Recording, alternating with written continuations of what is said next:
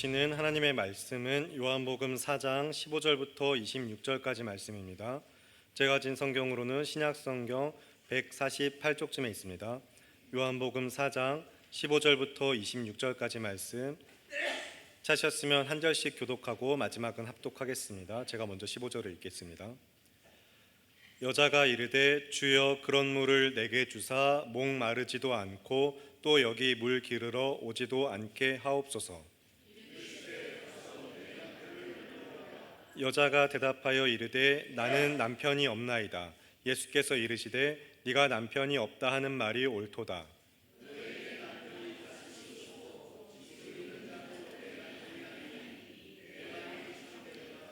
여자가 이르되 주여 내가 보니 선지자로소이다.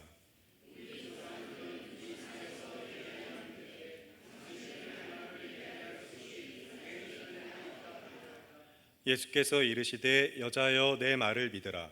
이 산에서도 말고 예루살렘에서도 말고 너희가 아버지께 예배할 때가 이르리라.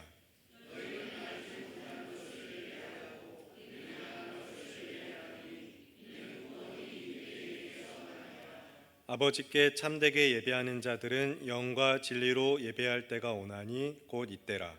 아버지께서는 자기에게 이렇게 예배하는 자들을 찾으시느니라.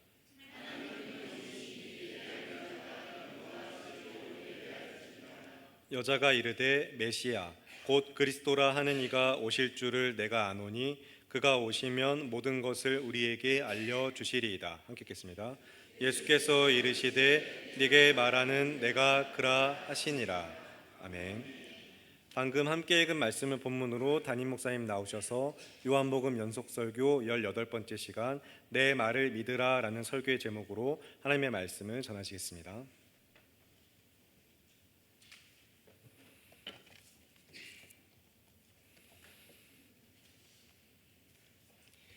기도하기 전에 한 가지 부탁의 말씀, 권면의 말씀을 드리겠습니다. 이제 다음 주 추수감사 주일로 우리가 모여서 같이 감사의 예배를 또 드리는데 여러분 성경 봉독 지금 계속 하고 계실 것입니다. 계속 꾸준히 하고 계신 분들도 계실 것이고 아니면 드문드문 하시거나 아니면 아직 시도를 하지 못한 분들도 계실 거예요. 그러나 다시 쭉 구역장님들이나 이 교육부서들 보니까 많은 분들이 참여하고 계시더라고요. 저희 아이들도 유치부 아이들도 열심히 참여하고 있습니다. 어른들은 한 장씩 읽지만 아이들은 이제 한 구절씩, 유치부 아이들은 그렇게 하고 있어요. 그런데 여러분 지금 이 성경 챌린지라고 해서 도전해보자라고 해서 그냥 성경을 읽는 것으로 끝나는 게 아니라 하나님의 살아계신 생명의 말씀으로 여러분이 성경을 가까이 하시기를 부탁드립니다.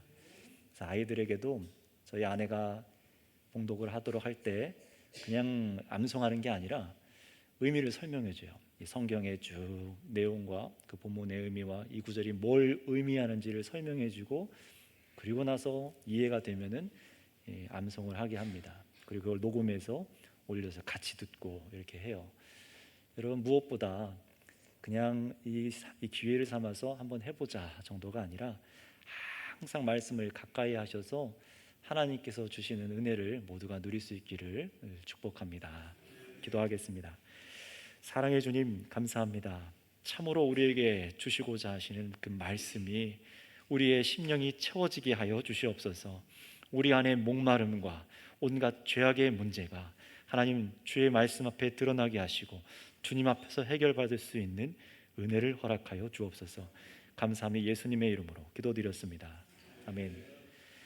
내 말을 믿으라 라는 예수님의 말씀을 두 부분으로 나눠서 오늘은 22절까지 그리고 한 부분을 이렇게 설교하고 다음 주에는 또 22절 또 중반부터 그 이후의 말씀을 설교하려고 합니다. 그래서 참으로 우리에게 내 말을 믿으라 라고 하신 그 믿으라고 하신 바가 무엇인지를 여러분과 제가 함께 또 깨닫고 또 이것을 위해서 계속해서 설교를 통해 증거하도록 하겠습니다.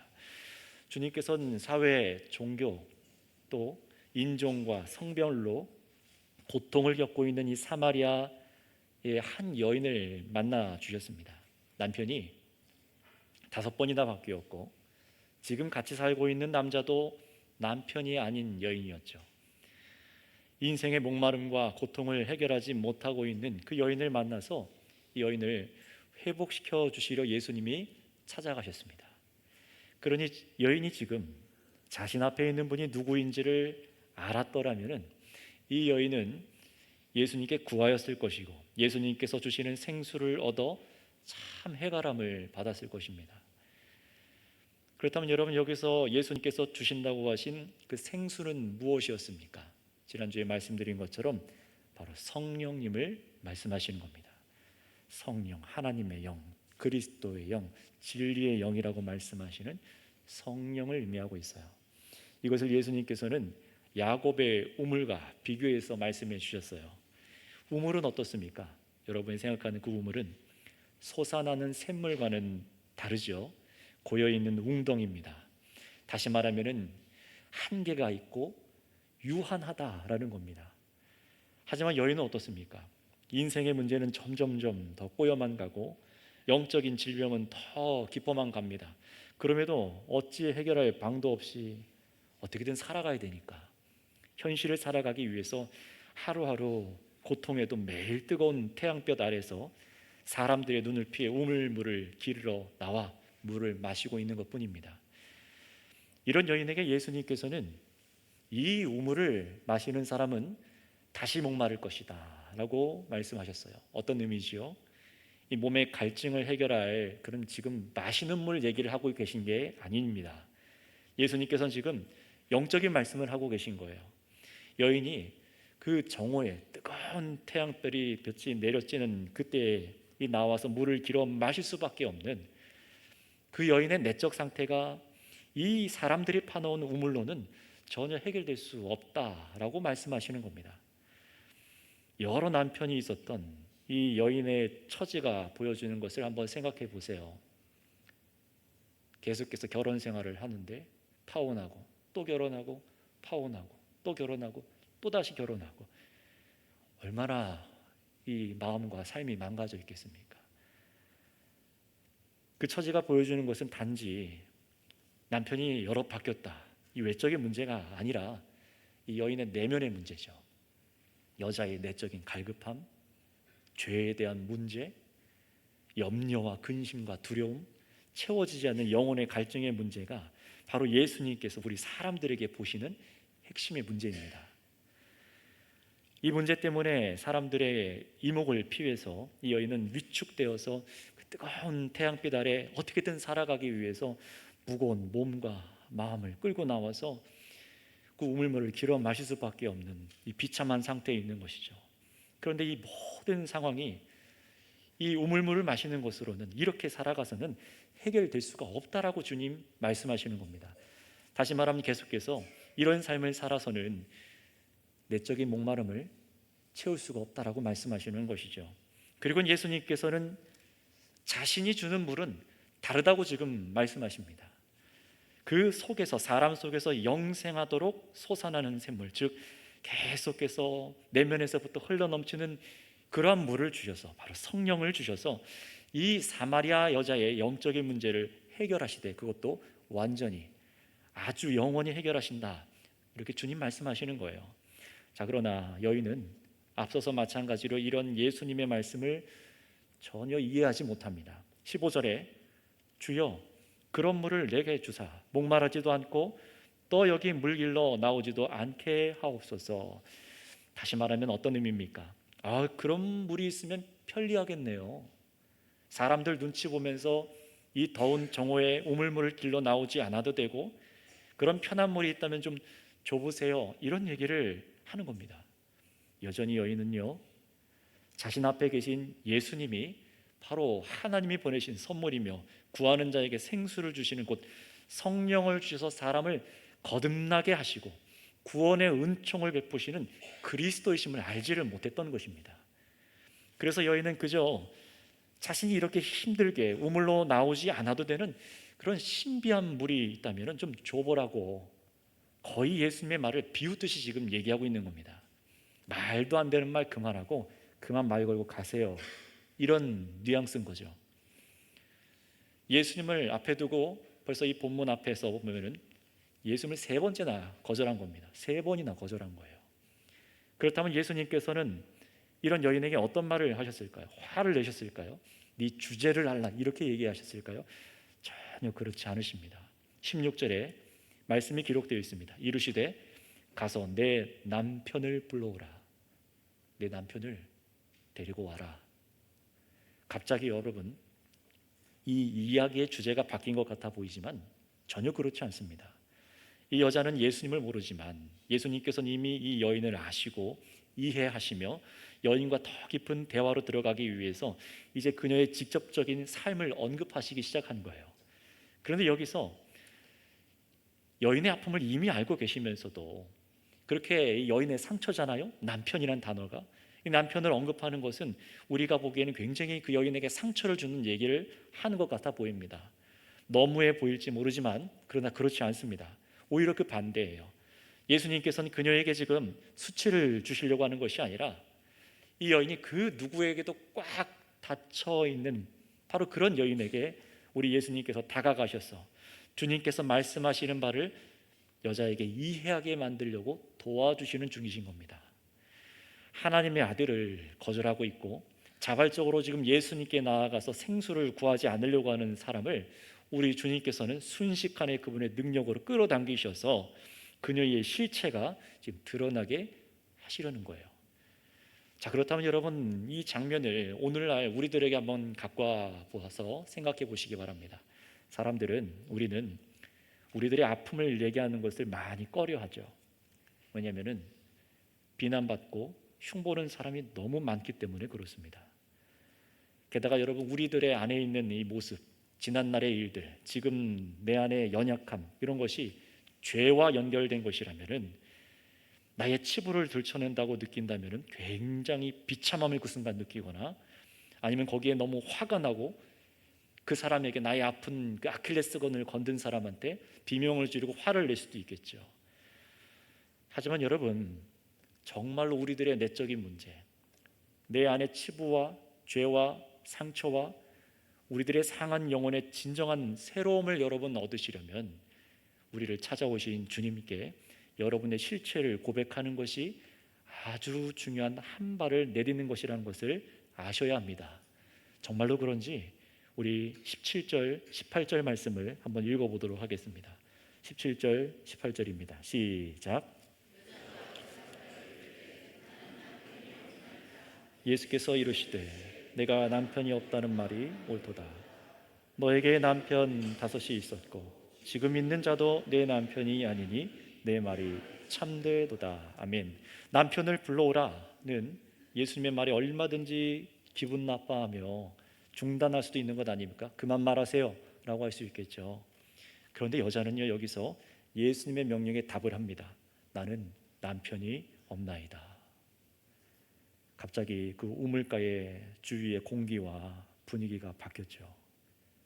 방금 전까지는 우스갯소리 나는 이상한 유대인 나그네와 그렇게 얘기를 주고받는다고 이 여인은 생각했는데 이 사람이 지금 나에게 내가 처한 가장 아픈 상처, 자신에게 꼬리표처럼 달려있는 그 문제의 단어 남편을 데려오라 라는 말에 여인이 정신이 바짝 든 거예요. 그리고 나는 남편이 없습니다.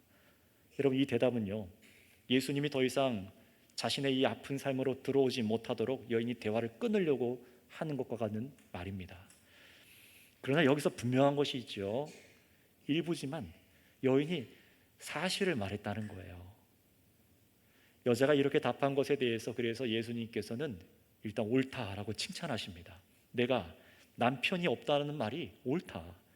그런데 남편이 없다는 말을 예수님께서 일부러 강조하시고 곧바로 예수님께서 이어서 이 여인이 자신의 삶을 직시하도록 이렇게 말씀을 이어가십니다. 너에게 남편이 5이나 있었고 지금 있는 자도 내 남편이 아니니 내가 남편이 없다는 말은 참되다. 지금 남편이 없는 것은 사실이죠. 왜냐하면 지금 살고 있는 남자는 결혼하지 않은 남자니까요. 그러나 그녀가 말하지 않은 이런 남편에 대한 문제들을 순간 여인이 생각하게 만든 거예요. 그냥 우스갯소리하고 딴 얘기하는 것 같았다가 자신 안에 있는 가장 근본적인 문제를 예수님께서 끌어내어서 수면 위로 끌어내셔서 여인이 생각하게 만드신 겁니다. 여러분, 성자 하나님이신 예수님께서는 우리 사람의 모든 것을 아십니다. 그러니 처음부터 이 여인의 긴 인생의 삶 속에 부도덕함과 죄악을 우리 예수님은 알고 계셨습니다. 그리고 여인이 살아온 인생의 문제들을 바로 이 여인이 직시하도록 자기 입으로 남편이 없다 이렇게 말하게 하여서 그녀가 처한 현실을 분명히 마주하게 만든 것이 우리 예수님이세요. 여러분, 그 순간 여인이 얼마나 움츠러들고 마음이 고통스럽겠습니까? 우리도 그렇잖아요. 그러나 잠시 고통스러울지 모르지만 예수님께서는 지금 이 만남과 대화를 통해서 아직 어둠 속에 있는 이 여인에게, 그녀도 모르는 사이에 진리의 빛을 환하게 그녀에게 비추고 계신 것입니다. 빛으로 어떻게 해요? 죄를 드러나게 하시고, 빛으로 죄와 더러움과 그 인생에 채워지지 않는 목마름과 갈급함이 있음을 이 여인에게 직시하게 하시고, 나는 아무런 문제가 없어, 또 이 남자랑 살다가 결혼하면 돼, 또 바꾸면 되지. 그러나 이 채워지지 않는 이 갈급함의 문제를 주님께서 드러나게 하셨어요. 바로 빛이신 예수님께서 우리에게 하시는 일입니다. 바로 이 문제를 주님께서는 해결하여 주시기 위해서 이 일을 하신 거예요. 생각해 보세요. 이 여인의 갈급함, 염려, 두려움, 그 애착이 계속해서 이 여인은 이 남자를 만나 결혼하는 것으로 해결하려 했던 사람입니다. 여러분, 바로 이런 내적인 목마름은요, 우리 사람들에게 다 그 정도가 다르고 집착하는 것이 다를 뿐이지 우리 모두는 전부 다 이런 내적인 목마름, 영혼에 채워지지 않는 갈급한 것은 다 동일합니다. 그러나 예수님을 믿지 않는 자들은, 아직 알지 못하는 사람들은 이 내면의 영혼의 목마름을 채우는 방법을 알지 못하기 때문에 세상에서 엉뚱한 것에 집착하여서 우물을 길어 마셔요. 그게 중독으로 이어지죠. 하나님 앞에 범죄하게 되고, 목마름은 더욱 심해져서 영혼의 공허함이 너무 커지지 않습니까? 우리가 다 경험한 바입니다. 일에 중독되기도 하고, 일 중독이라고 하죠. 돈에 대한 집착, 사람의 집착, 쇼핑, 음란, 성, 게임, 드라마, 여행, 운동 등등, 자신과 내일에 대한 두려움과 이 염려와 나는 이제 어떻게 살아가지?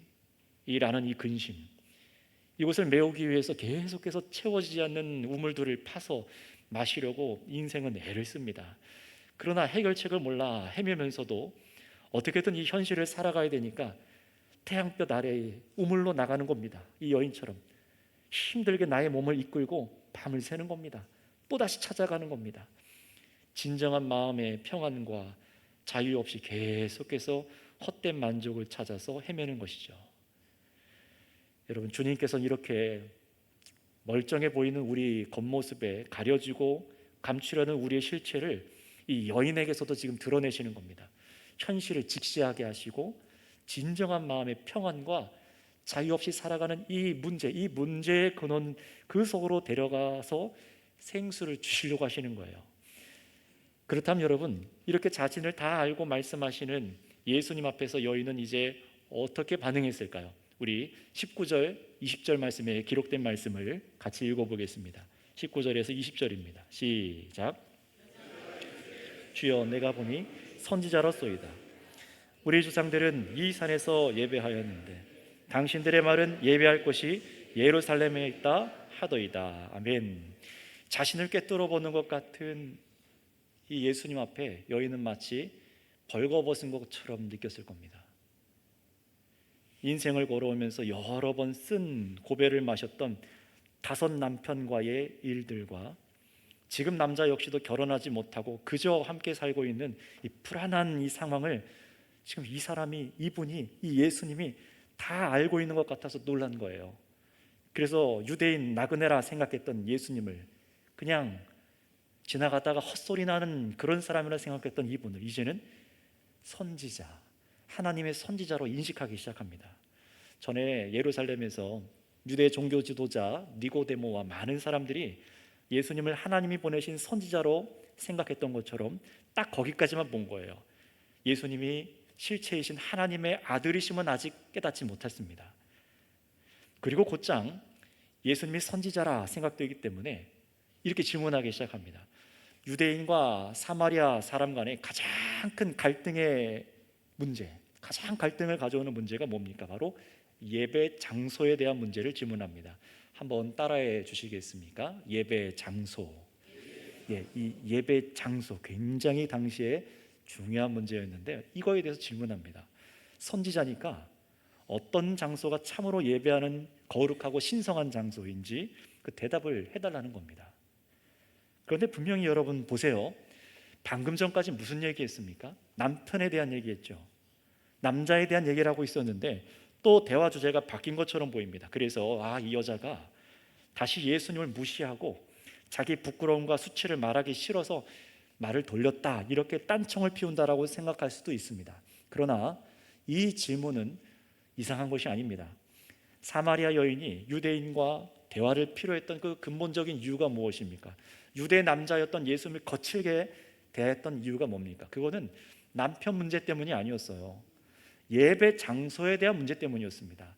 사마리아 사람들은 하나님을 예배하는 장소가 저 사마리아 지역에 있는 그리심산이라고 생각을 했고, 유대인들은 예루살렘에서만, 하나님의 성전에서만 하나님을 예배할 수 있다. 이들의 가장 큰 싸움의 원인이었죠. 그러니 이 사마리아 여인에게도 이 예배 문제는 그들 민족 안에 가장 뿌리 깊은 문제였고, 동네에서 남편 문제로 사람들에게 멸시받는 것보다 사마리아 사람으로 유대인들에게 짐승만도 못한 취급을 받고 그런 취급을 받는 것이 더 큰 문제였습니다. 그래서 놀라운 신적인 통찰력을 갖고 있는 이 남자, 하나님의 선지자라 생각되는 분에게 골 깊은 예배 장소에 대한 문제를 물어본 거예요. 예수님과의 대화가 점점 더 본질적인 얘기 속으로 들어가는 겁니다. 사실 이게 예수님이 원하신 것이었어요. 그런데 여러분, 이 상황이, 이 설교를 듣고 성경을 읽으면서 이상하게 느껴지는 분들, 답답하게 느끼는 분들이 계실 겁니다. 분명히 우리가 관심 있는 것은 뭡니까? 이 남편 문제가 어떻게 해결되었나 아닙니까? 또 나도 저 여자처럼 내적인 갈급함이 있는 것도 이제는 알겠고, 그래서 지금 이 어찌하지 못한 내 인생의 문제로 이 목마른 이 삶을 정말로 해결받고 그 답을 여기서 듣고 싶은데 왜 남편 얘기를 하다 말고 전혀 관계없어 보이는 그것도 예배 장소 얘기로 넘어가냐라는 거예요. 답답하고 이게 무슨 얘기를 하는 건지 이해가 되지 않을 겁니다. 내 안에 해결되지 않은 욕망과 죄의 문제를 다루다가 다른 얘기하는 것처럼 보이니까요. 그래서 여러분, 우리가 바라는 것은 뭡니까? 예수님께서 얼른 다시 여인에게 주제를 갖고 와서 예배 장소 묻지 말고 내 처지가 문제 아니냐, 다시 남편 얘기해보자 라고 하시며 부부의 갈등 상담, 심리 상담, 그걸 해주시길 원하십니다. 그렇지 않습니까? 그러나 이어지는 예수님의 말씀은요, 더 이상 그녀의 남자 얘기, 남편 얘기, 과거 얘기를 일절하지 않으십니다. 사람들이 기대하는 사업 얘기, 이성 얘기, 가정 불화, 자녀 문제, 여러 중독의 문제, 집착에 대한 문제, 삶에서 겪는 수많은 충동과 실수들을 상담해 주시지 않습니다.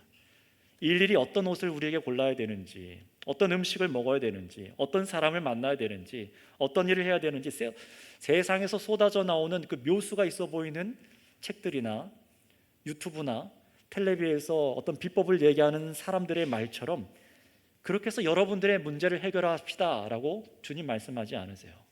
예수님께서는요, 이 여인의 질문을 기다리고 있었다는 듯이 예배에 대한 본질을 더 깊이 말씀해 주시기 시작합니다. 왜 그럴까요?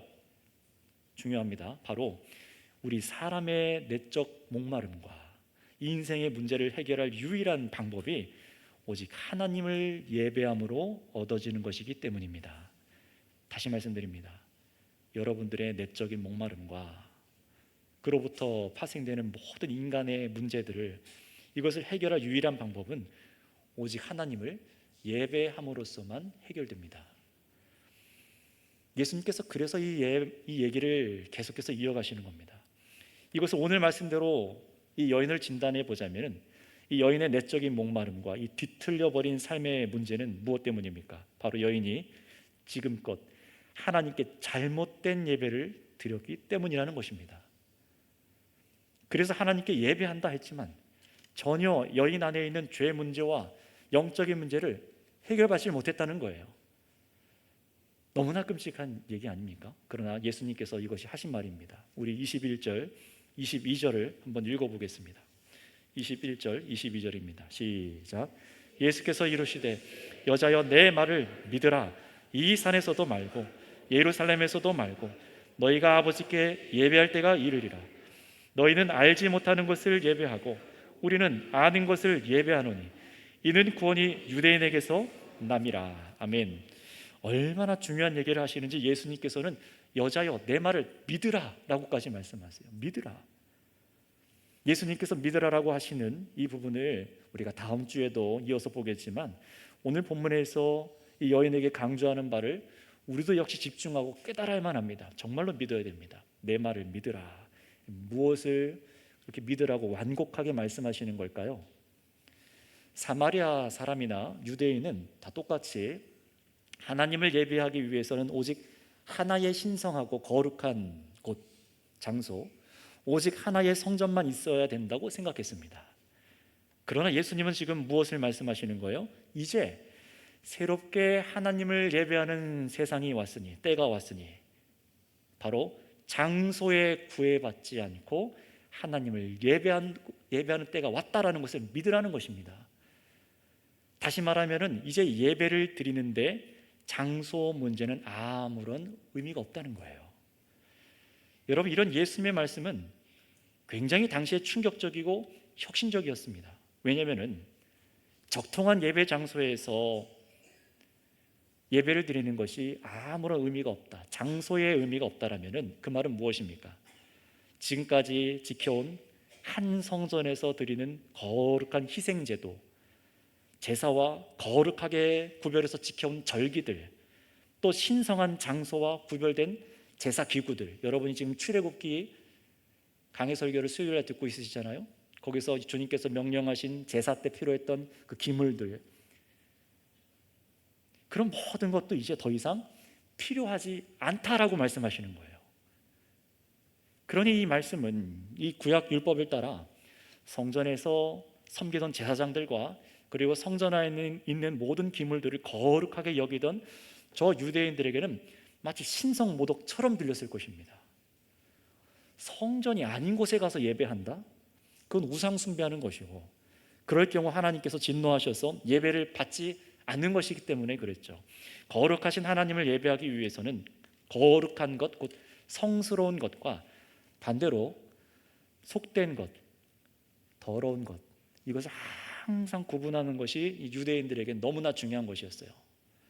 예를 들면 이런 겁니다. 만약에 오늘날이 구약시대였다면 아무 옷이나 못 입고 와요.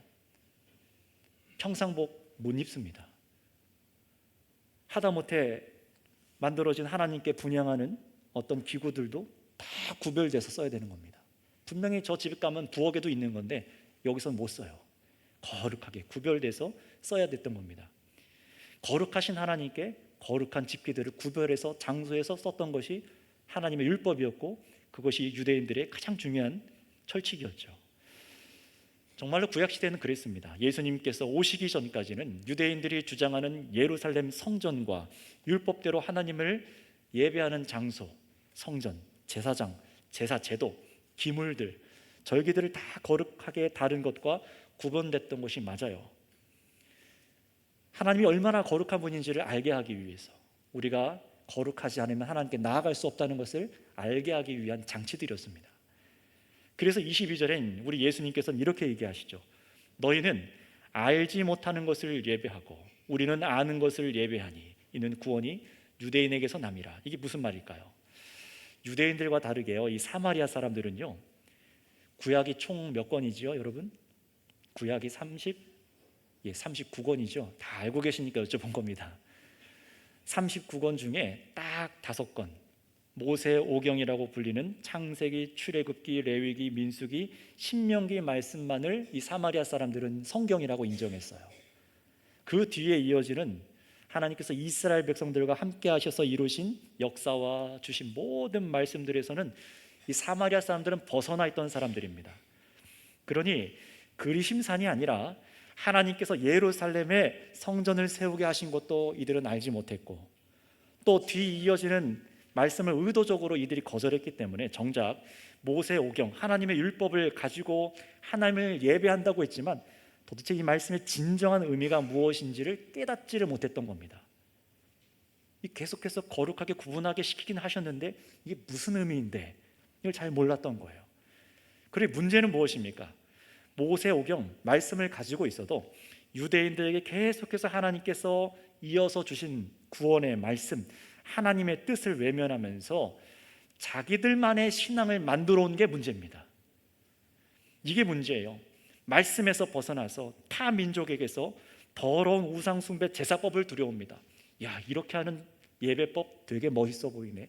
이렇게 예배하면 우리가 더 하나님을 자극해서 복을 받을 수 있겠네.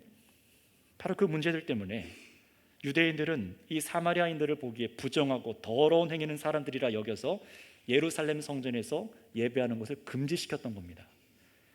그렇다면 여러분, 사마리아 사람들은 이제 어떻게 해야 될까요? 하나님이 원하시는 예배가 무엇인지 말씀대로, 성경 말씀대로 받아들이고 나의 고집을 내려놓고 죄를 회개해야 하겠죠. 하지만 그들은 그러지 않았어요. 나름대로 자기들은 모세 오경도 갖고 있겠다, 유대인과 조상이 같은 하나님의 백성이라 여겨서 스스로 구원이 약속된 자들이라고 여겼습니다. 그래서 하나님을 열심히 예배해 왔지만 그 모든 예배가 착각이었던 겁니다. 따라서 이 여인이 왜 하나님을 섬기고 예배했음에도 그토록 부도덕한 삶을 살며 목마른 인생에 전혀 해결되지 않았던 것입니까? 바로 그녀를 포함한 이 사마리아 민족은 알지 못한 것을 예배했기 때문입니다. 열심히 하나님의 이름은 부르고 과거 모세가 하나님을 만난 거룩한 시내산에 모여 예배했음에도 하나님께 아무런 영광도 돌리지 못하고 그 어떤 은총도 예배 가운데 받지를 못하는 거예요. 예배에 실패했기 때문이라는 겁니다.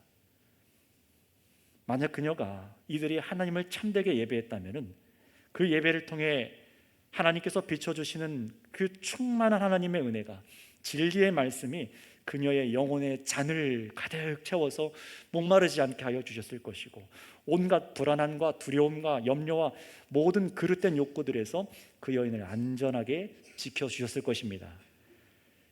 그러니 여러분, 이 말씀 앞에서 정리해 보겠습니다. 예수님의 말씀대로 여기서 우리가 정말로 믿어야 될 것이 있습니다. 첫 번째로, 이 세상에서 하나님을 예배하기 위해 우리는 더 특별히 구분된 거룩한 장소를 찾을 필요가 없다는 것입니다. 여러분, 이게 무슨 말입니까? 여인과 모든 사마리아 사람들과 가장 큰 종교의 분쟁의 장벽이 사라진 거예요. 여인이 그렇게 무시받았던 여기가 거룩한 장소냐, 저기가 거룩한 장소냐, 이 문제가 해결돼서 이제 참으로 하나님과 예배할 수 있는 길이 열려졌다는 겁니다. 여러분, 이제 이 문제로 이 여인들, 이 사마리아 사람들은 싸울 필요가 없어요. 다른 장소에서 하나님을 예배한다고 해서 무시당할 필요도 없습니다. 만약에 여러분, 우리가 구약시대의 사람이었다면 이 대한민국에서, 이 오정동에서 우리끼리 예배하고 있는 것을 유대인들은 굉장히 비웃었겠죠. 말도 안 되는 예배를 한다고 했을 겁니다. 그러나 예수님께서 오셔서 그 장벽을 허물어 주신 줄을 믿습니다. 어디서나 하나님을 예배할 수 있는 자유가 예수님을 통해서 열려진 것입니다. 어디서나 하나님을 예배하며 교제하고 은총을 받을 수 있게 되었다는 것입니다.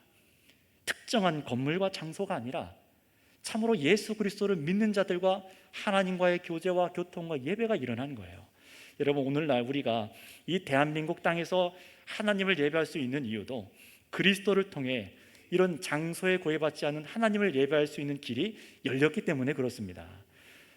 이 부분에 대해서 다음 주 더 자세하게 설명할 겁니다. 그러니 여러분, 오늘날 우리에게 이 부분을 한번 정리해보고 적용해 보세요. 우리가 유명한 기도원이나 멋지고 큰 교회 예배당을 찾아가서 예배를 드린다고 하면은 더 많은 응답을 받을 수 있을까요? 더 신령해 보이는 장소에 가서 내가 기도했다고 해서 내가 응답받을 수 있을까요? 더 큰 은혜를 받을 수 있을까요? 멋진 예배당에 가서, 그런 장소에 가서 내가 예배 드린다고 내가 거룩해져서 하나님께서 나를 받아주실까요? 여러분, 이제는 장소가 사람을 거룩하게 만드는 것도 아니고 그런 장소에 있는 사람만 하나님께서 예배를 받으시는 것이 아니라는 것을 아셔야 됩니다. 이제 예배의 본질은 장소가 아닙니다. 그리심산이냐 예루살렘이냐가 그 구약 시대에는 중요했을지 몰라도 우리 구주 예수님께서 이 땅에 오신 후로부터는 장소는 예배의 본질이 아니게 되었습니다. 우리는 예수님의 이 말씀을 주의 깊게 듣고 반드시 믿어야 됩니다. 반드시 믿어야 됩니다. 우리 옆 사람한테 이렇게 얘기해 주세요. 반드시 믿어야 됩니다. 그냥 흘려가고 많은 그런 덕담이 아니라 믿으셔야 되는 얘기예요. 여러분, 비행기 타고 그래서 우리가 시내산에 지금 가자지구죠. 시내산에 가거나 예루살렘에 갈 필요가 없습니다. 더 이상 어떤 장소도 더 특별하거나 거룩하거나 그래서 사람도 더 신령해져서 하나님을 예배를 더 특별하게 받게 되는 그런 장소는 없다는 것을 분명히 아셔야 됩니다. 여러분, 여기 계신 모두가 하나님을 바르게 예배하기 원하신다면 반드시 이 말씀을 믿고 기억하셔야 돼요. 왜 그렇습니까? 자세한 내용은 다음 주 설교에도 확인하겠지만 참 성전이신, 살아계신 성전이신 예수님께서 우리 가운데 오셨고 바로 그분이 우리에게 성령을 주셨기 때문에 그렇습니다. 하나님의 영과 함께하는 자들로 예배하는 사람들을 만드셨기 때문에 그래요. 그래서 더 이상 어떤 돌로 지어진 거룩한 성전이 필요하지 않게 된 것이죠. 따라서 예수님께서 이렇게 믿으라 라고 말씀하시는데도 여전히 더 특별한 예배당, 더 거룩한 예배당, 더 거룩한 장소를 찾는 것은 우스운 일이고 불필요한 일인 것을 알고 여러분 그렇게 행하지 마셔야 됩니다. 두 번째로, 우리가 알지 못하는 것을 예배한다. 이 부분입니다. 즉 하나님을 예배하는 데에 우리가 실패할 때 우리의 목마름은 해결되지 못하고 더 가라게 된다는 거예요. 그것이 우리 삶의 죄악된 삶과 결핍된 삶의 문제로 나타난다는 것을 우리는 예수님의 말씀을 통해 깨닫고 믿어야 됩니다. 내가 믿고 싶은 대로 하나님을 믿고 모든 성경의 말씀대로 믿지 않고 부분적으로만 믿고 회개하지 않고 돌이키지 않은 채로 더 그럴싸해 보이는 예배의 방식이란 존재하지 않습니다. 더 하나님을 섬기고 은혜 받을 수 있는 그런 예배 방식이란 존재하지 않습니다. 말씀의 가르침에서 벗어난 예배는 하나님과 관계없는 것이고 그런 시도에서는 어떤 은혜도 받아 누릴 수 없다는 것을 우리 성도님들 기억하셔야 됩니다. 여러분, 오직 우리의 사람의 목마름은 참되게 하나님을 예배하는 것으로만 채워질 수 있습니다. 내가 하나님을 알고 그리스도를 믿어 그분께서 주시는 은혜가 내 안에 부어질 때만 채워집니다. 그러니 오늘날까지 여러분들의 예배를 돌아보세요. 이 예배당을 특별히 거룩한 장소로 여겨서 내가 이 거룩한 장소에 나와서 예배하고 있으니 당연히 하나님께서 나를 받아주시고 은혜를 주시길 거다, 그런 생각을 갖고 있다면 여러분은 오늘 예수님 말씀대로 믿지 않고 있는 겁니다. 또 성경에서 벗어나서 내가 생각하기에 하나님을 예배하는 좋은 방식이 여기 세상에도 있네 라고 여기고 있다면 그 역시 실패한 예배입니다.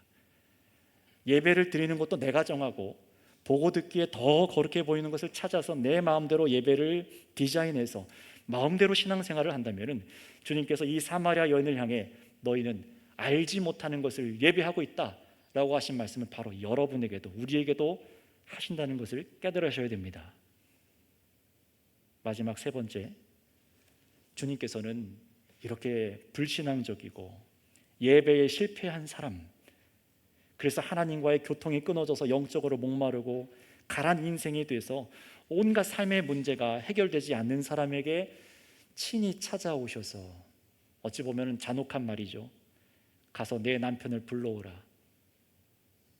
여러분들의 인생의 아픈 문제, 여러분들의 치부, 지금 짓고 있는 부끄러운 죄의 문제를 직시하게 하셔서 여러분을 다 하시는 이 예수님이 바로 여러분에게 생수를 주시는 유일한 분이심을 여러분 믿으시기를 바랍니다. 우리 주님은 가장 안전한 분이십니다. 따라서 성도 여러분, 내 말을 믿으라, 주님이 말씀하시는 겁니다. 이렇게 말씀하시는 예수님께서 여러분의 죄의 문제를 드러나게 하시고 직시하게 하실 때 여러분 제발 피하지 마세요. 괜찮은 척하지 마세요. 여러분의 삶에 꼬여버린 문제를 하나님께 아뢰시기 바랍니다. 주님께서는 이미 여러분을 아십니다. 그럼에도 주님께서 여러분을 아신다는 사실을 두려워하거나 부끄러워하는 것이 아니라 안전함으로 느끼셨으면 좋겠어요. 여러분들의 치부와 해결되지 않는 목마름과 죄악의 문제를 세상에서 가장 안전한 분, 그것도 해결할 수 있는 분, 예수님께 아뢰시기 바랍니다. 그리고 여러분의 예배가, 나의 예배가 예수님께서 말씀하시는 하나님 아버지께 드리는 참된 예배가 되기를 이제 기도하시기 바랍니다. 하나님이 나에게 맞추시는 것이 아니라 내가 하나님 말씀대로 예배하는 자로 서겠습니다. 마음을 정하셔야 됩니다. 그래서 예배 장소에 매여 있는 우리들의 그릇된 예배관이 있다면, 성경을 벗어나서 여러분이 마음대로 정한 예배의 방식들이 여러분 인생에 쌓여 있다면 그것을 버리고 회개하셔야 됩니다. 회개하고 주님의 말씀대로 믿어서 하나님을 참되게 예배하는 자로 나를 세워주시길 여러분 자신과 교회를 위해서 기도하셔야 됩니다. 하나님께서는 오늘도 이 말씀을 통해서 참으로 우리에게 이런 생수를 주시는 예수 그리스도를 더욱 믿으라고 말씀하세요. 예수님의 말을 믿으라고 하십니다. 그러니 여러분, 이제 저와 여러분들 우리들 마음대로가 아니라 나를 고치실 예수님을 믿고 그분의 말을 듣고 말씀대로 하나님을 예배하는 자가 되셔서 참된 예배를 통해서 우리들의 목마름을 채움받고 해결함을 얻는 은혜를 모두가 누리시기를 주님의 이름으로 축복하고 간구합니다. 기도하겠습니다. 합심해서 우리 주님 앞에 이 시간 다 같이 마음을 들여 기도하기 원합니다. 여러분, 우리의 내적 목마름은 오직 하나님 아버지를 참되게 예배할 때만 채워집니다. 이것을 믿으세요. 여러분은 무엇으로 여러분의 목마름을 해결하려 하셨습니까? 오늘 예수님의 말씀을 믿어야 됩니다. 우리의 죄를 직시하게 하시고 그 문제를 해결하시려, 정말 해결을 하기 위해서 하나님을 예배한다고 하지만, 여러분, 우리가 알지 못하는 것을 예배하는 그 문제도 있다는 것을 깨닫게 되었습니다. 성경대로 예배하지 않고 내 마음대로 하나님을 예배하려는 이 죄를 이 시간 회개하고 용서하여 주시옵소서. 하나님 아버지를 참되게 예배하는 자로 나를 새롭게 빚어주셔서 부디 나의 목마름을 채워주시옵소서. 나를 찾아오시고 내가 주님을 그렇게도 거절했음에도 불구하고 나를 인자히 대해주신 우리 주님의 은혜와 하나님의 사랑이 내 안에 넘치게 하여 주시옵소서 하고 이 시간 우리 주여 한번 부르고 우리 주 앞에 간절히 기도하도록 하겠습니다. 주여, 하나님, 우리 마음으로부터 감사하며 간구하며 기도합니다. 하나님, 인생의 목마름을 우리는 도저히 이 땅에서 해결할 수 없고 해결할 수 없는 존재들인 것을 고백합니다. 오직 그것이 영원히 계신 하나님 아버지, 무한하신 하나님 아버지, 영원하신 하나님으로부터만 채워지는 것을 이 시간 깨닫습니다. 그러나 이제는 그것도 어떤 장소의 장벽을 넘어서 예수 그리스도를 믿고 성령을 받은 자들마다 하나님과 교제하고 교통하며 그 은혜의 은총을 누리게 하여 주신 이 은혜에 감사합니다. 주님, 날마다 제 안을 채워주시옵소서. 오늘 이 시간도 살아계신 하나님과 영적으로 교제하며 믿음으로 하나님 그 은혜를 제가 채움받습니다. 하나님 함께하여 주신 은혜에 감사합니다. 나의 모든 이 결핍되어 있는 것들, 목마른 인생을 하나님 아시오니 주님 해결하여 주시옵고 하나님 아버지 주 안에서 우리를 새롭게 하여 주시옵소서.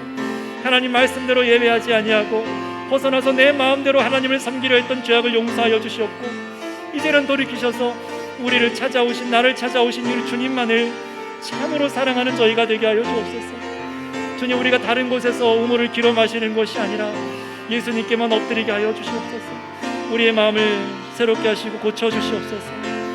오직 주님만이 가장 안전한 피난처십니다. 주님 감사합니다. 주님 감사합니다.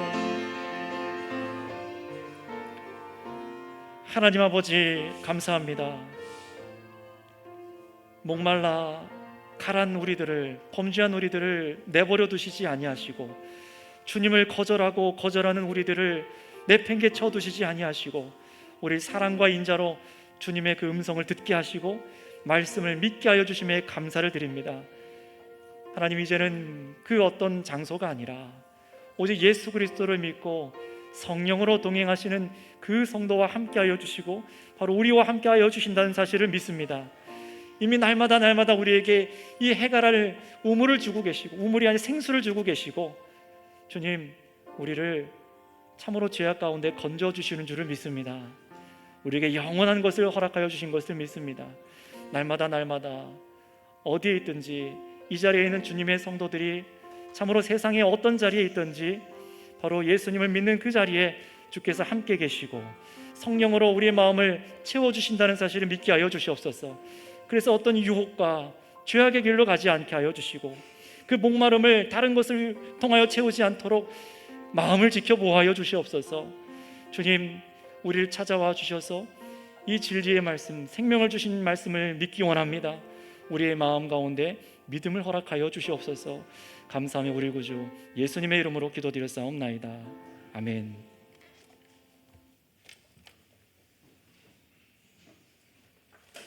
다 함께 자리에서